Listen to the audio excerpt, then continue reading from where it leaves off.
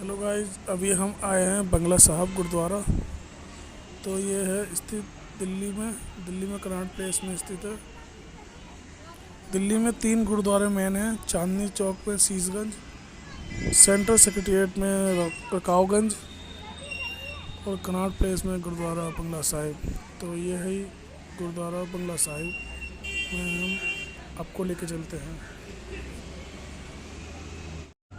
ये गुरुद्वारा सिखों के 8वें गुरु हरकृष्ण जी से संबंधित रखता है। उन्होंने अपने जीवन का कुछ समय यहाँ व्यतीत किया था। पहले यहाँ जयपुर के महाराजा जय सिंह का बंगला हुआ करता था। बाद में उन्होंने ये ज़मीन गुरुद्वारा को दे दी, इसलिए इसे बंगला साहिब कहा जाता है। इस गुरुद्वारे के अंदर 2 एंट्री गेट हैं। अभी हमने जय सिंह रोड से एंट्री की है। यह एक तरह से बैक साइड गेट है। जब भी हम गुरुद्वारे में प्रवेश करते हैं तो अपना सर ढक के प्रवेश करते हैं, इसलिए हम रुमाल की ज़रूरत पड़ती है। जब भी आप किसी गुरुद्वारे में आप प्रवेश करते हैं, सबसे पहले जूता घर दिखाई देता है, जिसे हम पंजाबी में जिसे जोड़ा घर कहा जाता है। यहाँ पे अपने जूते उतार सकते हैं, तो टोकन मिलेगा यहाँ पे, वो संभाल के रखना है।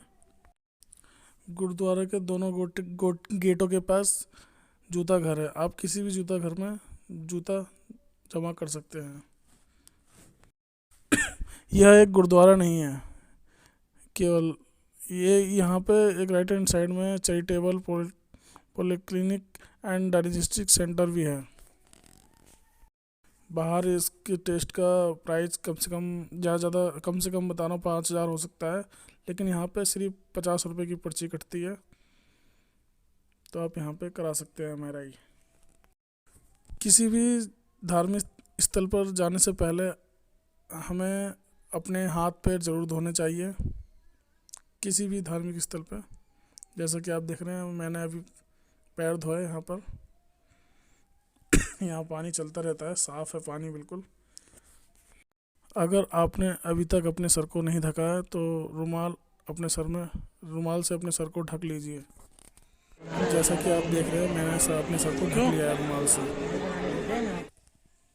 गुरुद्वारे के अंदर किसी भी तरह का प्रसाद या भोग वगैरह नहीं लगाया जाता। अगर आप प्रसाद भी ले लेते हैं तो उसे अपने हाथ में ही रखना पड़ेगा आपको। और जैसे ही आप अंदर प्रवेश करेंगे तो सामने एक आपको गद्दी दिखाई देगी, जिसके ऊपर सिख धर्म की प्रसिद्ध पुस्तक गुरु ग्रंथ साहिब रखी जाती है। इसी के सामने श्रद्धालु माथा टेकते हैं और प्रार्थना करते हैं।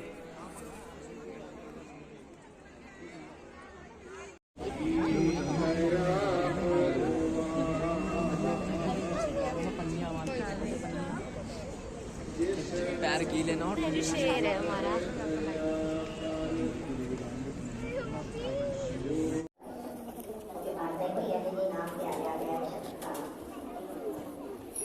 उनके सिख पंथ में जो मुकुट साहब जी जाके बोलते हैं। वाहिगुरु को हुक्म ले आयो, पवन जवलो करे सगल मन राय, बुलंद ज्योति ऐसी आरती होए, अखंड न तेरी आरती, अनहता शब्द भजत फेरी।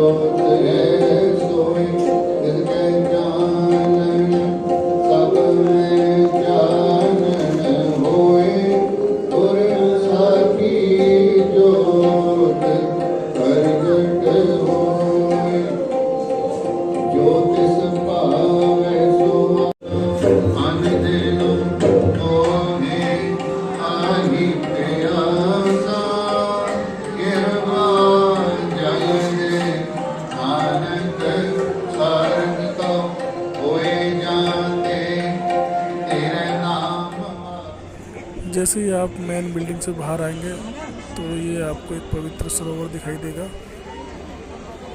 ये सरोवर आपको अमृतसर के गोल्डन टेम्पल की याद दिला देगा।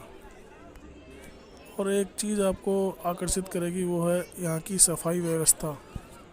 प्रतिदिन यहाँ पे हज़ारों श्रद्धालु आते हैं, लेकिन फिर भी यहाँ पे इतनी सफाई मेंटेन की गई है कि आप इसकी तारीफ़ किए बिना नहीं रह सकेंगे इस सफाई की। यदि आप यहाँ दिन के समय आते हैं तो यहाँ पे कुछ अलग ही नज़ारा देखने को मिलेगा। एक चीज़ का विशेष ध्यान रखें, ये कोई पिकनिक स्पॉट्स नहीं है, ये एक धार्मिक स्थल है। तो यहाँ की पवित्रता को बनाए रखिए और अनुशासन में रहिए। जो श्रद्धालु दूर से आते हैं वो इस सरोवर में स्नान करते हैं, फिर दर्शन के लिए जाते हैं। लेडीज़ और जेंट्स के लिए अलग अलग बाथरूम बनाए गए हैं, जिसमें आप लोग स्नान कर सकते हैं। सरोवर के साथ साथ एक बरामदा भी बनाया गया है, जिसमें आप लोग बैठ के विश्राम कर सकते हैं। यह गुरुद्वारा 24 घंटे और सप्ताह के 7 दिन खुला रहता है। आप कभी भी यहाँ पर जा सकते हैं। इस गुरुद्वारे के अंदर म्यूजियम भी है और बाकी गुरुद्वारों की तरह यहाँ लंगर चलता रहता है। तो आइए आपको लंगर के लिए ले चलते हैं। यहाँ पे सभी लोगों को मुफ्त में भोजन खिलाया जाता है, चाहे आप किसी भी जाति से संबंध रखते हों। यहाँ पर भोजन प्रसाद ग्रहण कर सकते हैं। यहाँ पर सुबह 11 बजे से लेकर रात के 11 बजे तक लंगर चलता रहता है। केवल शाम को 4 बजे 3 या 4 घंटे के लिए लंगर रोका जाता है, अदरवाइज़ डेली ये लंगर चलता रहता है। भोजन के अंदर दाल, रोटी और खीर परोसी जाती है। बैठ जा, मोइलो अंदर रख ले।